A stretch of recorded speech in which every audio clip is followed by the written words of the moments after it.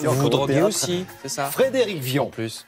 Voilà, et là, on passe du théâtre au cinéma. Bon, en effet, vous trouverez dans plusieurs journaux des hommages au grand réalisateur Milos Forman, disparu samedi à l'âge de 86 ans. Voyez les articles de La Croix ou de l'Humanité qui rappellent ce que fut sa vie, d'abord en Tchécoslovaquie, dont il dut s'exiler en raison de la répression soviétique en 68. Après être passé par la France, il finit par s'installer aux États-Unis, où il eut la fabuleuse carrière que l'on sait. Voyez cette double page de Libération qui rappelle bien sûr ces deux grands moments de gloire que son vol au-dessus d'un nid de coucou en 75 sur la violence morale exercée dans certains hôpitaux psychiatriques, ainsi qu'en 84, Amadeus, le film référence sur la vie de Mozart. Je crois que c'est vraiment le film sur Mozart. Donc Milos Forman. À propos de cinéma, toujours, vous pourrez aussi vous replonger dans la vie de Marilyn Monroe. C'est ce que propose ce soir Le Parisien aujourd'hui en France, avec un documentaire sur les derniers mois difficiles de la vie de la star, ses malheurs dans sa vie privée, la disparition de son ami Clark Gable, le très difficile tournage du dernier film Les Désaxés, les Misfits en VO. C'est une émission ce soir à 20h50 sur France 5.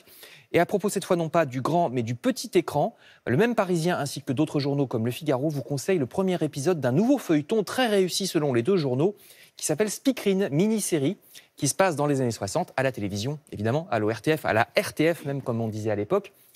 C'est à la fois une époustouflante reconstitution, écrit Le Figaro, un portrait de femme très réussi et un thriller. Vous suivrez donc à partir de ce soir les aventures de Christine Beauval, speakerine vedette de la radio-télévision française, incarnée, vous l'avez vu, par Marie Gillin.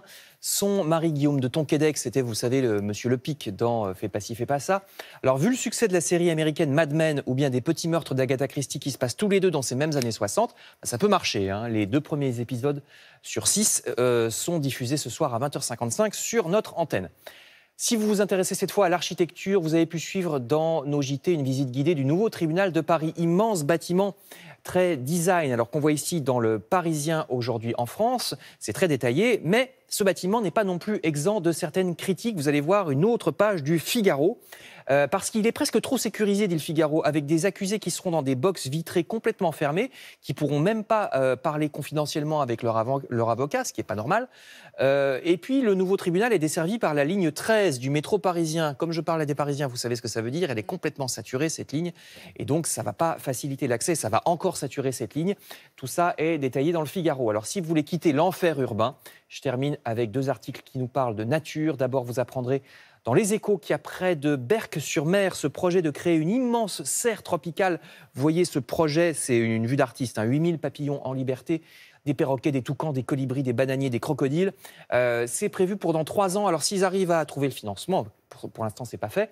Alors plus simplement, chacun d'entre nous peut aussi s'occuper de la nature près de chez lui, comme le rappelle le Parisien. Nettoyons les espaces naturels qui sont souvent pollués par les gens mal élevés qui jettent leurs ordures un peu partout. Je me suis toujours demandé pourquoi les gens allaient se déplacer jusqu'au milieu de la forêt pour déposer des machines à laver.